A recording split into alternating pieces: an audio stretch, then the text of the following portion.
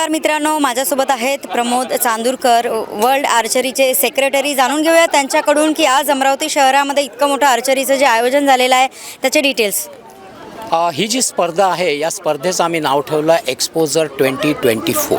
Basically ही जी स्पर्धा आहे ही under 10 years, under 13 years आणि अंडर 15 इयर्स म्हणजे हे जे लहान मुलं आहे इट्स अ किड्स टुर्नामेंट. आणि याचा मुख्य उद्देश होता की येणारी जी 2036ची ऑलिम्पिक आहे या ऑलिम्पिकमध्ये आपला महाराष्ट्राचा खेळाडू कसा रिप्रेझेंट करणार आहे आणि त्यांच्याकरता एक ट्रेनिंग म्हणून या तऱ्हेच्या स्पर्धेचं आयोजन महाराष्ट्र धनुर्विद्या संघटनेने अमरावती इथे मागील 2 दिवसापासून केलेलं आहे. कुठून कुठून विद्यार्थी आले आहेत इथे?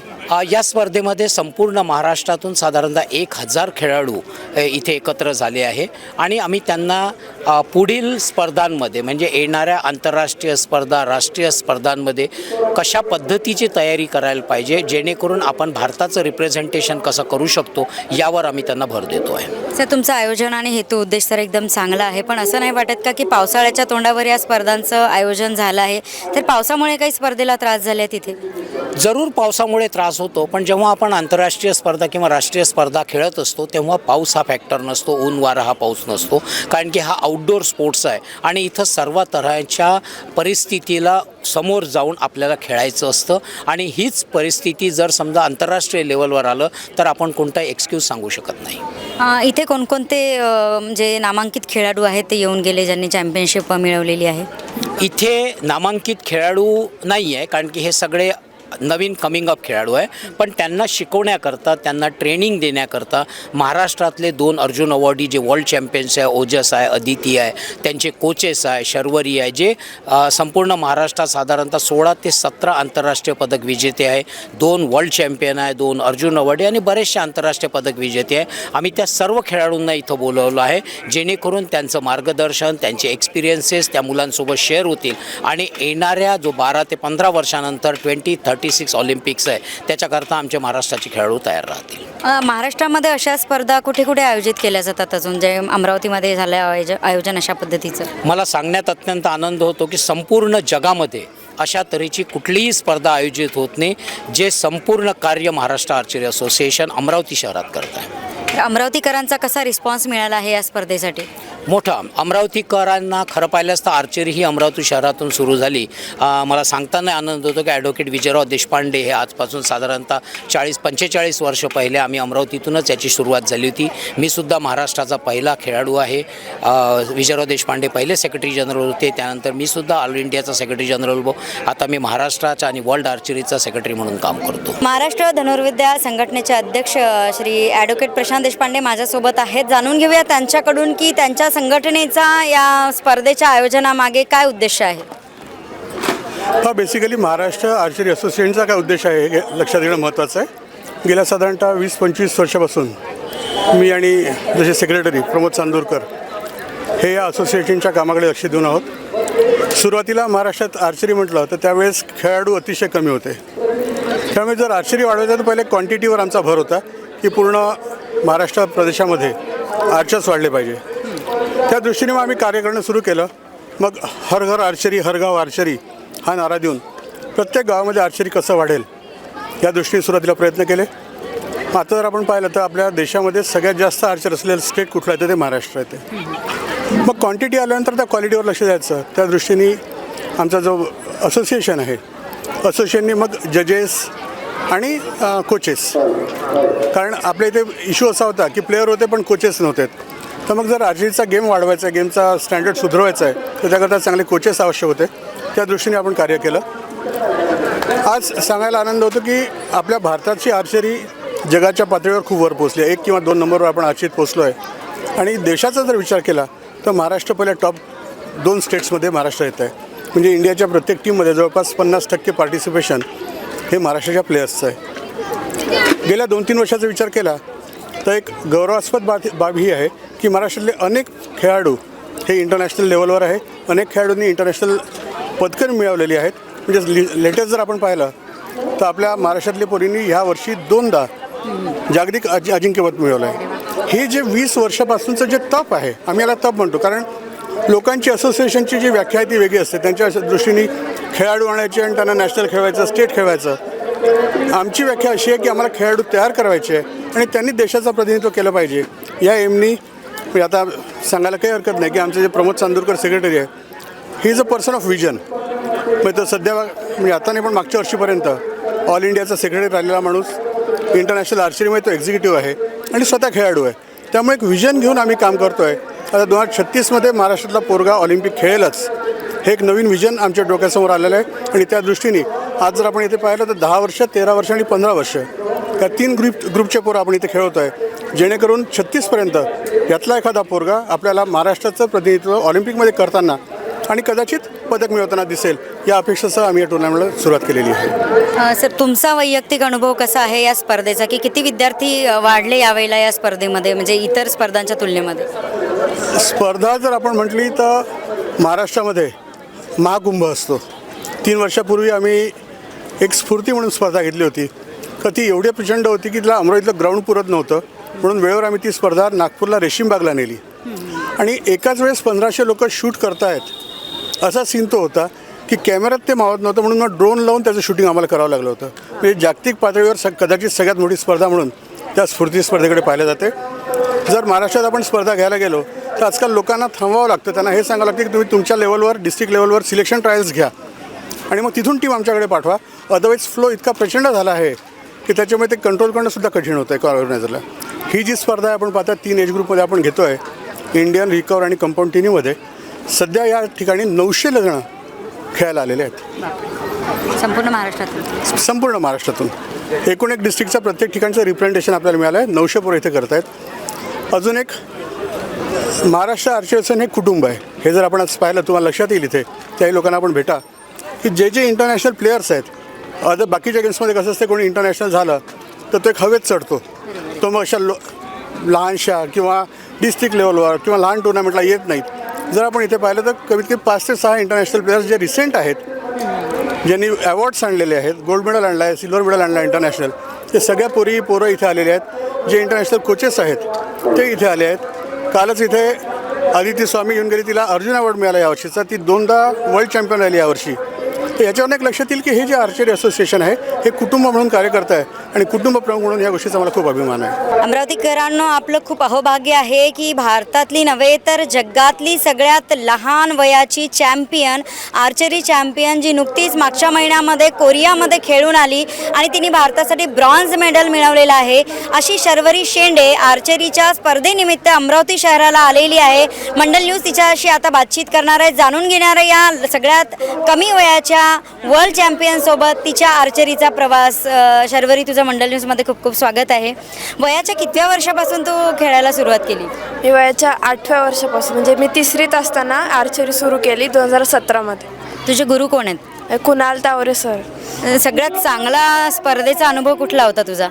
माझा आत्ताच मागच्या महिन्यात झालेल्या Asia cup stage 3 Suwon Korea इथे झालेल्या मॅचमध्ये मी टीम ब्रॉन्झ मारलो. आज अमरावतीला येऊन तुला कसं वाटतंय?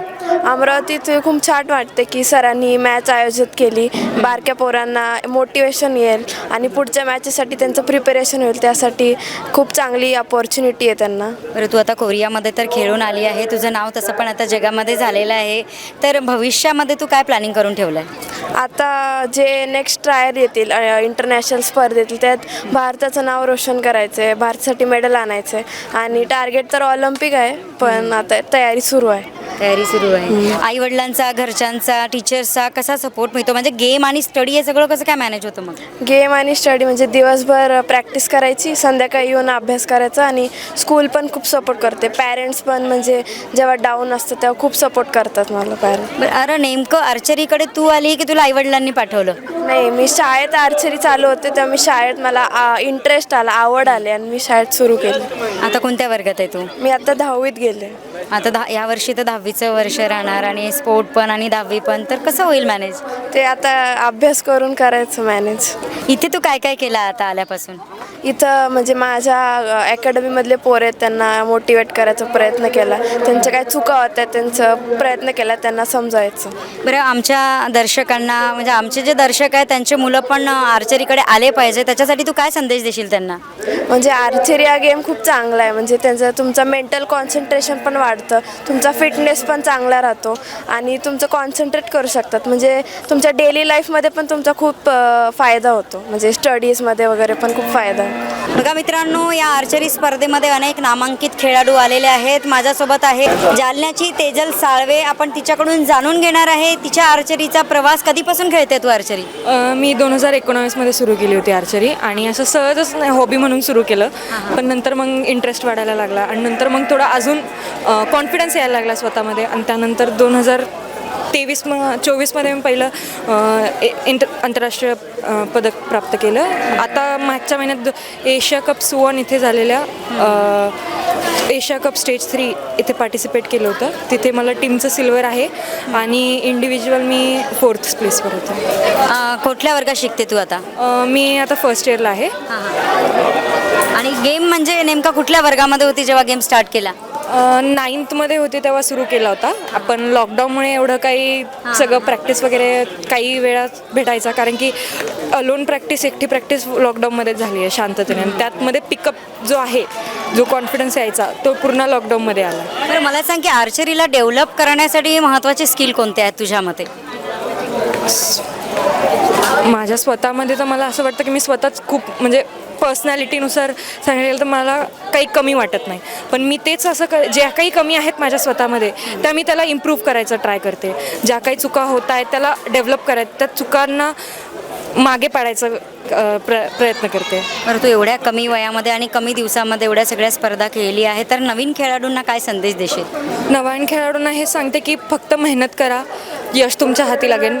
सातत्य ठेवा प्रॅक्टिसमध्ये, कॉन्स्टंट प्रॅक्टिस ठेवा, कारण की प्रॅक्टिसशिवाय काही होणार नाही आहे. आता ते अमरावतीला आली आहेस, इथे स्पर्धा सुरू आहे, तर काय काय केलं तू इथे? म्हणजे तू स्पर्धा खेळायसाठी आली की यांना एनकरेज करायला आली आहे? नाही, मी यांना एनकरेज करायला आली आहे फक्त. अच्छा, फक्त एनकरेज करायला एवढ्या दुरून? हो. म्हणजे कसा वाटला इथला अनुभव खरंच छान वाटला, कारण की ह्या ग्राउंडवर पण मी खूप वेळा आधी पण खेळलेली आहे. एक्सपिरियन्स आहे यावरचा.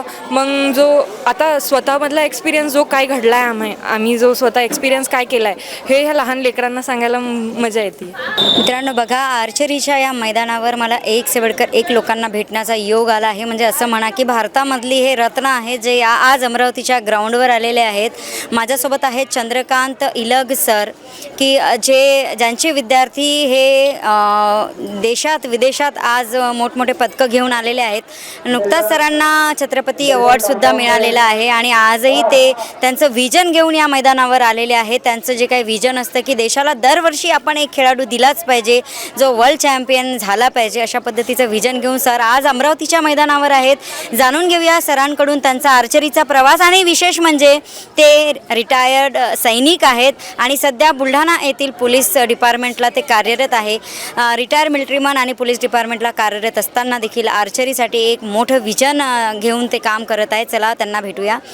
नमस्कार सर. नमस्कार मॅडम. तुमचं मंडल न्यूजमध्ये खूप खूप स्वागत. सर्वप्रथम तुम्हाला मंडल न्यूजकडून खूप खूप शुभेच्छा तुमच्या विद्यार्थ्यांसाठी आणि तुमच्या या पुरस्कारासाठी.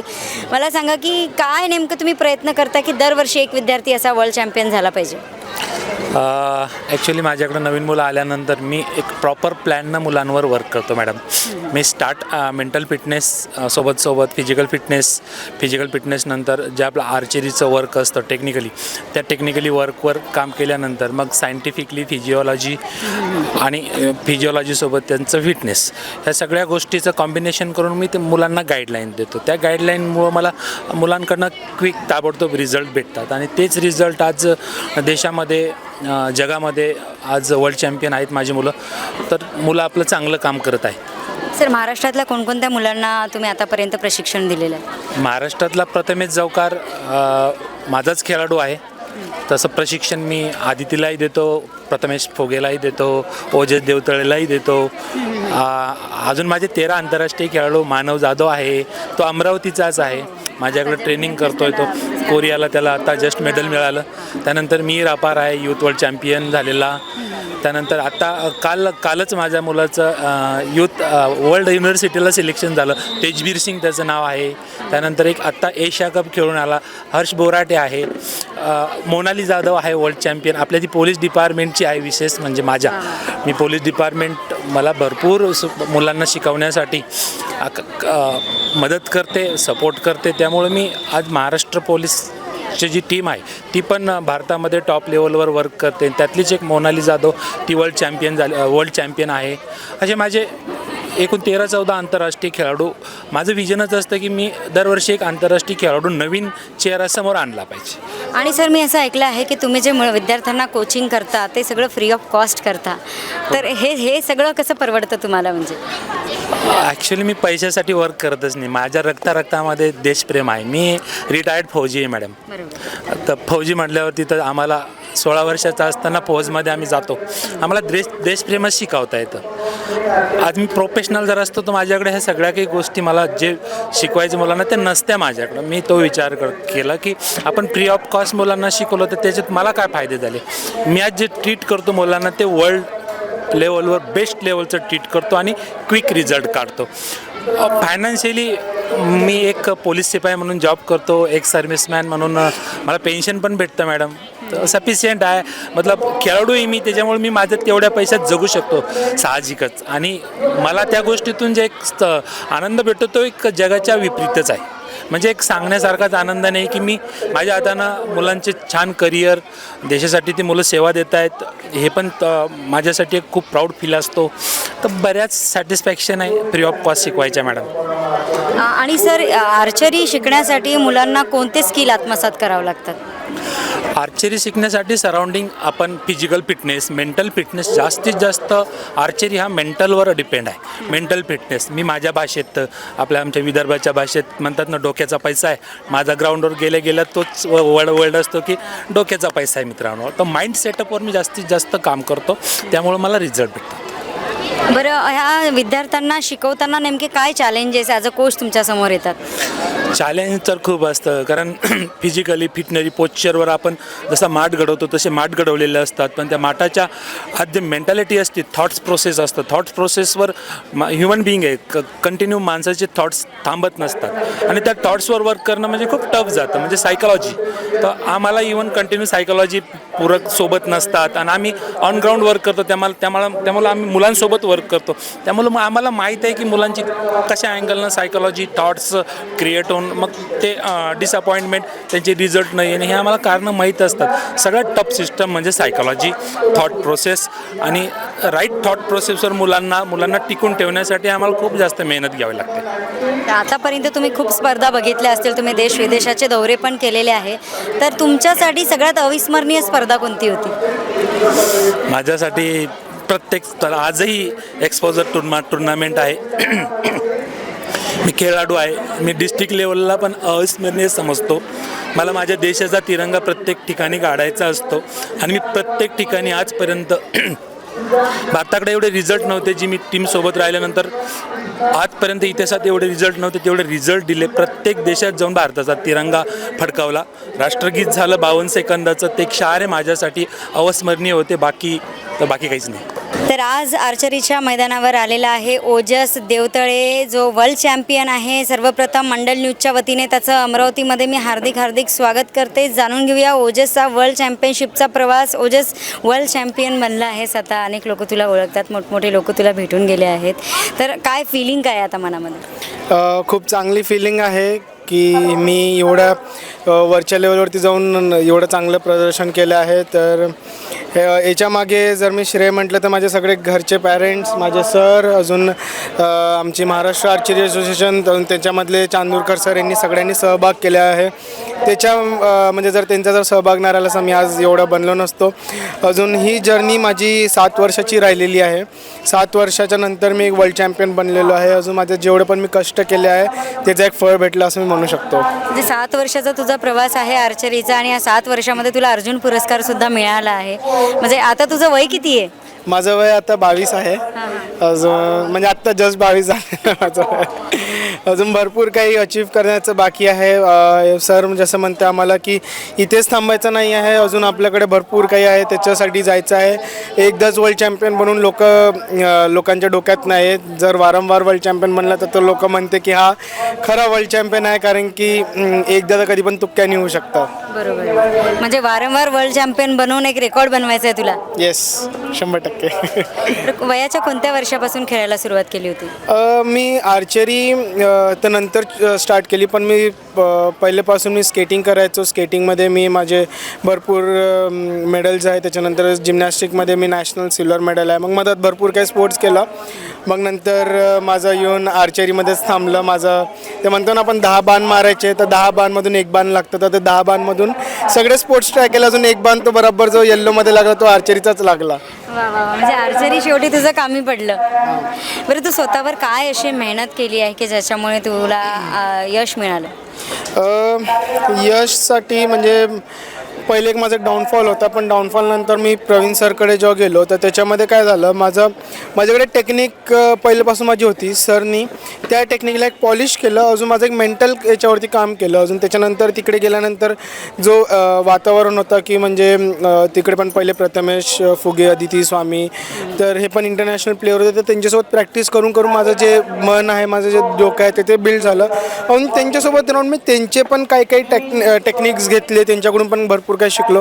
ते सगळ्या गोष्टी मला हेल्प केलं. अजून त्याच्यामुळे मी समोर गेलो. तर आता इथे आज आलेला आहे तू अमरावतीच्या या मैदानावर, तर काय वाटतं इथे आल्यानंतर? अमरावती तर खूप स्टार्टिंगपासूनच यायचो. इथे मॅचेस पहिल्यापासूनच यायचे. अजून पहिलेचं ग्राउंड वेगळं होतं, अजून आताचं ग्राउंड एवढं मोठं झालं. अजून आर्चरी म्हणजे इकडे अमरावतीमध्ये आपण म्हटलं जातो एक हबच आहे आर्चरी अमरावतीचं, कारण की क्रीडा प्रबोधिनीमध्ये पण होतं वगैरे. तर खूप चांगलं वाटतं की आर्चरी ग्रो करत आहे इथे. अजून एवढे सगळे प्लेयर्स येत आहे, एवढे खेळत आहे एवढ्या छोट्या छोट्या वयापासून.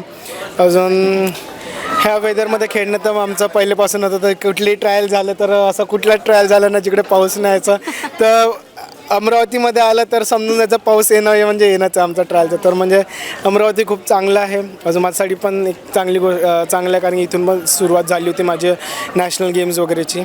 तर मे बी असं म्हणू शकतो अमरावती माझ्यासाठी लकी आहे. विश ही अमरावती तुझ्यासाठी लकीच राव कायम, आणि जे तुझे सगळे स्वप्न आहे ते सुद्धा पूर्ण होत. पण आताच्या या नवीन खेळाडूला आणि जे हा गेम खेळत नाही पण खेळायची मनात कुठेतरी इच्छा असेल, अशा मनातल्या खेळाडूंना काय संदेश देशील? मी सगळ्या खेळाडूंना पहिले हेच म्हणेन, पण त्याच्या पहिले मी त्यांच्या पॅरेंट्सला म्हणेन की त्यांना सपोर्ट करा. कारण की पहिले आपण काय करायचो, पहिले स्पोर्ट्स म्हणून एक करिअर चूज नाही करायचे. कारण की पहिले म्हणायचं की स्पोर्ट्समध्ये काही करिअर नाही आहे, खेलोगे कूदोगे तो बनोगे खराब, अजून पडोगे लिखोगे तो बनोगे न. आता असं सगळं उलटं झालेलं आहे. कारण की गव्हर्नमेंटनी एवढी चांगली योजना आणलेल्या आहे, खेलो इंडिया आणली आहे, हे आणलं ते आणलं. अजून आर्चरी असोसिएशन पण, अजून महाराष्ट्र आर्चरी असोसिएशन पण एवढं चांगलं करताना, तर त्याच्यानी ना एक फ्युचर आहे स्पोर्ट्समध्ये. मी आर्चरीची पण नाही पण बाकी स्पोर्ट्समध्ये पण मी सांगू शकतो की फ्युचर आहे, खूप चांगला फ्युचर, अजून ब्राईट फ्युचर आहे. मी त्याचा स्वतः साक्षीदार आहे, कारण की मी स्वतः करतो आहे. तर तुम्ही हा गेम खेळा, कुठला पण गेम खेळा. अजून असा खेळा की म्हणजे ज्याच्यानी कधी तुम्ही तिकडे जर देत आहे गेममध्ये तर पुन्हा 100% द्या. कारण की जर तुम्ही म्हणाल की एक अभ्यास अजून स्पोर्ट्स जर चालवायचा तर तसं नाही चालणार, कारण की आपण 2 नावावरती पाय घेऊन तर चालणार नाही. सगळ्यात पहिलं आपणच डुबणार जर ती 2 इकडे गेलं तर. एकच जागेवरती लक्ष द्या. अजून आपल्या गुरूंचं ऐका, आपल्या पॅरेंट्सचं ऐका, अजून सक्सेस तुमचाच राहणार 100%. तुला महाराष्ट्र गव्हर्नमेंटकडून पुरस्कार मिळाला आहे, 2.5 कोटी रुपये जवळपास मिळाल्याचं कळलं आम्हाला. तर काय वाटतं एवढं मोठं पारितोषिक मिळालं तर? काही म्हणजे आता ते तेवढं काही कसं वाटत नाही, कारण की सर आम्हाला सतत म्हणत राहते की डाऊन टू अर्थ राहावा, कारण की सुरुवात कधी विसरा नको, म्हणून ते सगळं आम्ही विसरून गेलेलो आहे. अजून त्याचं मी जास्ती म्हणजे उपयोग माझ्या बाकीच्या प्लेयर्सलाच करतो, कारण की आर्चरीने मला एवढं दिलं तर म्हणून मी आर्चरीलाच देतो आहे. जेवढे प्लेयर्स कोणाला गरजू आहे तर मी त्यांच्यासाठीच प्रयत्न करतो की त्यांना अजून थोडं म्हणजे फॅसिलिटीज द्यावं थोडं काही, तर मी ते प्रयत्न करतो तर आर्चरीच्या व्यतिरिक्त काय एम आहे लाईफचा? कुठल्या सर्व्हिसमध्ये जायचं आहे? आर्चरीच्या व्यतिरिक्त असं तर कुठलं एम नाही, पण तुम्ही एक खूप असा प्रश्न विचारला तर आता जसं गव्हर्नमेंटने आम्हाला म्हटलेलं आहे की आम्हाला म्हणजे क्लास 1 ऑफिसर्स आम्ही बनणार, तर होप करील की मी डेप्युटी कलेक्टर बनीन, अजून स्पोर्ट्समध्येच राहीन, अजून स्पोर्ट्सला अजून समोर वाढवेल. खूप खूप छान. तर ओजसच्या सर्व इच्छा आकांक्षा पूर्ण हो या सदिच्छा मी ओजसला मंडल न्यूजच्या माध्यमातून देते. ओजसला घडवणारे त्याचे गुरु माझ्यासोबत आहे, जे पोलीस डिपार्टमेंटला काम करतात आणि ते जगातले सर्वोत्तम कोच आहे, अशा पद्धतीची बातमी मला मिळाली होती. संपूर्ण जगातला मीडिया त्यांच्या मागे असतो, कारण त्यांनी 2 वर्ल्ड चॅम्पियन घडवलेले आहेत आणि स्वतः पोलीस डिपार्टमेंटमध्ये काम करत आहेत आणि अनेक वर्षापासून आर्चरीचा गेम खेळत सुद्धा आहेत आणि विद्यार्थ्यांकडून खेळूनही घेत आहेत. तर चला भेटूया प्रवीण सावंत सरांना, जे साताऱ्यावरून अमरावतीला आलेले आहेत. नमस्कार सर, तुमचं खूप खूप स्वागत. ओजस तुमचा विद्यार्थी आहे आणि आज एक गुरु शिष्याची जोडी माझ्यासमोर उभी आहे. काय फिलिंग आहेत तुमच्या?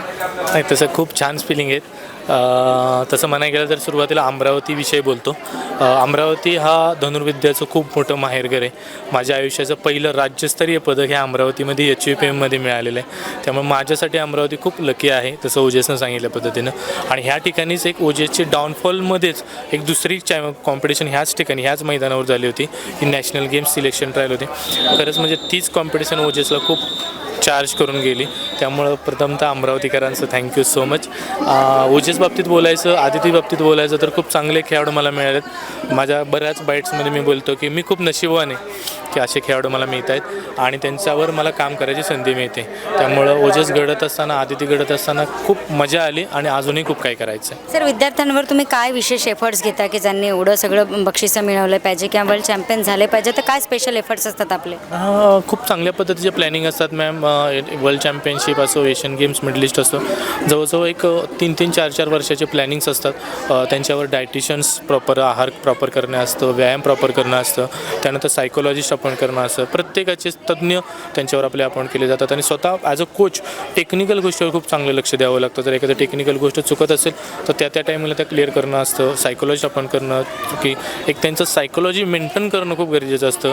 आहार हे जो अत्यंत महत्त्वाचा आहे खेळाडूच्या आयुष्यामध्ये, तो आहार पण मेंटेन करायचा असतो. त्यामुळे खूप प्लॅनिंग्स आहेत, त्या प्लॅनिंगवर फक्त काम करायचं. आता तुम्ही पोलीस डिपार्टमेंटला पण जॉब करता आणि इकडे आर्चरी पण करता, तर हे सगळं दोन्ही करत असताना कसं मॅनेज करता? हां, डिपार्टमेंट खूप सपोर्ट करत आहे. डिपार्टमेंटच्या कॉपरेशनमुळेच आज इथपर्यंत आहे.